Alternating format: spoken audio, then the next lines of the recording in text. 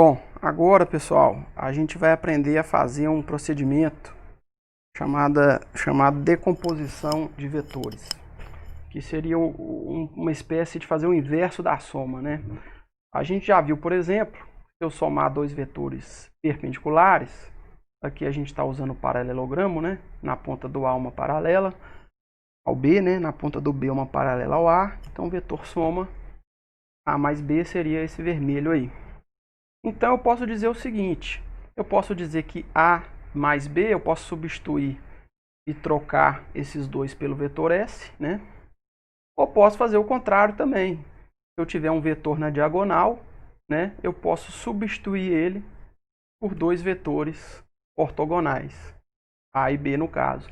Muitas vezes a gente vai estar fazendo a soma, mas vai ter situações que eu vou fazer o procedimento contrário. Eu vou ter um problema que eu tenho um diagrama de forças, né, estudando as leis de Newton num dado objeto, em que uma força vai estar numa direção que eu não quero, né? Vai ser mais interessante para mim substituir essa força por duas forças. Parece que eu estou complicando a vida, né, trocando uma força por duas, mas na verdade eu vou trocar ela por duas, mas em direções que vão ser mais interessantes para o que eu quero trabalhar no meu problema. Então eu posso trocar esse vetor por esses dois. Então a gente vai aprender agora a fazer o contrário, né?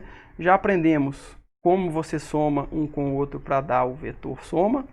Agora a gente vai aprender a fazer o contrário. Se você tem um vetor numa direção qualquer, como que eu faço para trocar ele por dois, né?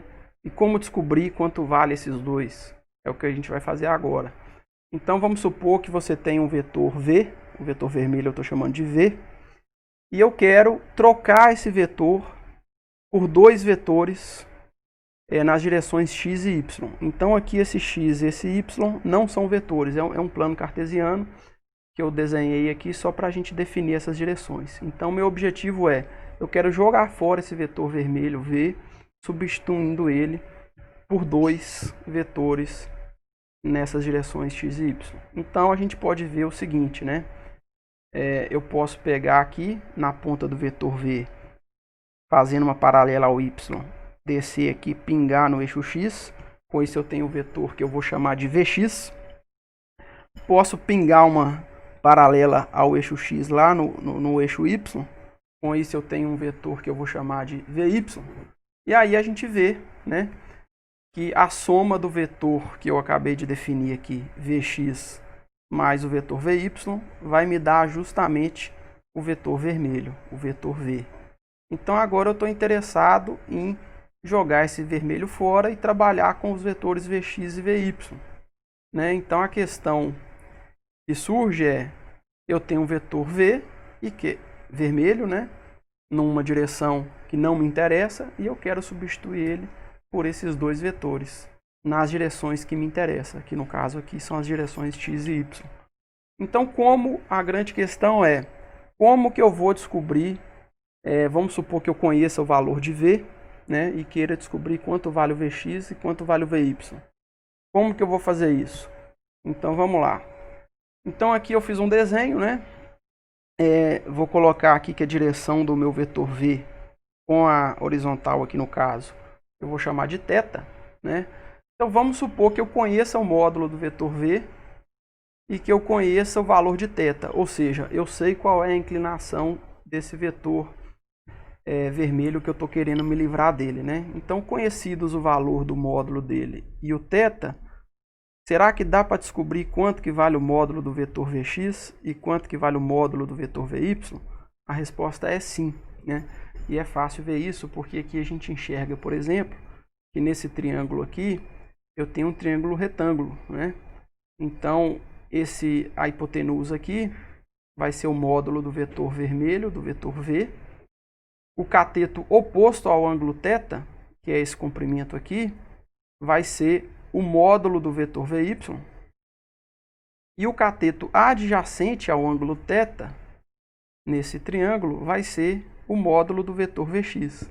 Então eu posso trabalhar com essa matemática e dizer o seno do ângulo θ, pela definição de seno, o seno é cateto oposto dividido por hipotenusa. Neste caso aqui, o cateto oposto ao ângulo θ vai ser esse lado do triângulo, que é o VY. Então, seno de θ vai ser cateto oposto, que é VY, dividido pela hipotenusa, que é o módulo do vetor vermelho. Então, ficou seno de θ é igual a VY sobre V. O que nos leva a concluir, passando o V multiplicando o seno, né? Que o módulo da componente VY é igual ao módulo de V vezes o seno de θ. Então, moral da história, se você souber o valor do módulo do vetor V, e se você souber o valor do ângulo de θ, tem como você descobrir qual é o módulo dessa componente y, né? Que é o vetor VY. O módulo da componente y será simplesmente o produto do módulo de V vezes o seno do ângulo θ. E se eu calcular o cosseno pela definição é cateto adjacente dividido por hipotenusa. Neste caso, o cateto adjacente ao ângulo θ é o módulo do Vx, né? Então ficou cosseno de θ é igual a Vx dividido pela hipotenusa, que é o módulo do V. Então, passando o V multiplicando, eu tenho que o módulo do Vx, né? O módulo da componente x do vetor V, eu chamo isso daqui de componente x do vetor V, é o vetor Vx. E componente y do vetor V, que é o vetor Vy, né? Porque esses vetores estão projetados nos eixos x e y, respectivamente. Por isso que a gente chama de componente x e y do vetor V. Então ficou assim. Moral da história. Se você conhece o módulo do V e se você conhece o valor de θ, tem como você descobrir quanto vale o módulo do vetor Vx e quanto vale o módulo do vetor Vy. Basta multiplicar o módulo do V por seno ou por cosseno de θ, a depender de qual componente você quer. Tudo isso foi feito, né, com o ângulo θ aqui embaixo. Ó. O θ é o ângulo entre o vetor V e o vetor Vx. Se esse ângulo θ não tivesse aqui embaixo, se ele tivesse aqui para cima, se θ fosse um ângulo entre o eixo y e o vetor V, o raciocínio seria o mesmo, mas a situação ia inverter aqui. Aí o Vy não multiplicaria mais pelo seno, o Vy multiplicaria por cosseno. E o Vx não multiplicaria por cosseno, iria multiplicar por seno. Ia inverter as bolas aqui. Bom, para fechar, vamos ver um exemplo então. Vamos supor que a gente tem um vetor, uma velocidade de 10 metros por segundo. E essa velocidade ela está inclinada e forma um ângulo de 53 graus horizontal com o eixo x. Repare que aqui eu não estou mais colocando a setinha em cima do V, porque aqui eu estou dizendo que o módulo do vetor V é igual a 10 metros por segundo.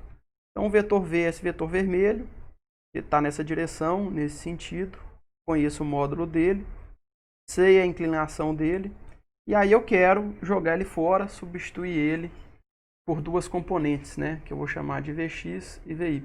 Onde Vx vai ser a componente desse vetor velocidade na direção x e Vy a componente do vetor V na direção y. Então a gente já viu e para eu descobrir quanto vale o módulo de Vy e o módulo de Vx, basta multiplicar o módulo do vetor V, o vetor que eu estou decompondo, né? Basta multiplicar o módulo de V por seno ou por cosseno do ângulo, né? Seno no caso do Vy e cosseno no caso do Vx. Então vamos fazer essa conta. Então Vy é V vezes o seno do ângulo. Então no lugar do V eu botei lá 10, né? 10 metros por segundo vezes o seno de 53 graus. Na calculadora, o seno de 53 graus vai ser aproximadamente 0,8. Então é 10 metros por segundo vezes 0,8, que vai dar 8,0 metros por segundo. E o Vx é V vezes cosseno de θ. Então é 10 vezes cosseno de 53. Na calculadora o cosseno de 53 é 0,6. Então vai dar 6,0 metros por segundo. Então você pode decompor essa velocidade na diagonal aqui, ó. inclinada 53 graus a 10 metros por segundo, ela é equivalente à soma de duas velocidades aqui perpendiculares, né?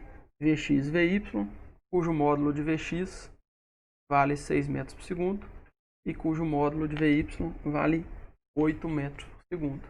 Então, é como se um carro que está deslocando aqui nessa direção a 10 metros por segundo, a cada segundo ela vai deslocar 10 metros ao longo dessa direção.